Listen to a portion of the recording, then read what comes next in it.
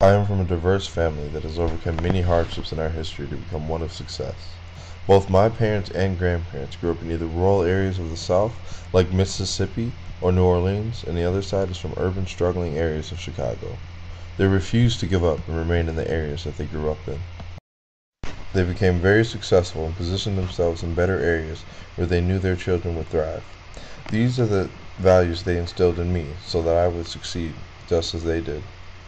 Though being raised in predominantly white communities and family friend groups always felt welcome, my parents began our family in Oak Park and then later moved to Wisconsin, where I experienced true diversity for the first time. I grew up with my best friend being white, and we did everything together, from learning to walk to stepping into high school for the first time. In Wisconsin, I began to notice some tension between races, but it hadn't truly hit me yet. Throughout all of these years, I had never experienced this between my best friend and I. This lack of tension was short-lived once I reached high school, and the line between people and cultures began to show.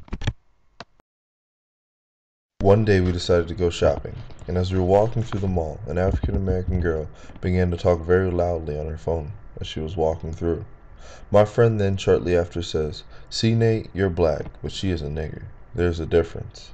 This shocked me and left me speechless, wondering what other things he had said in the past, and if he was right. I began to notice the different levels of discrimination I had experienced in life, and that many of my white friends separated blacks into these two separate groups, and this affected me greatly. How I have to carry myself in a certain way in order to be accepted by the white community. Though I don't try to change it, or the way that I carry myself, or my etiquette, I have noticed that growing up in the white communities gave me a different culture than the other African Americans.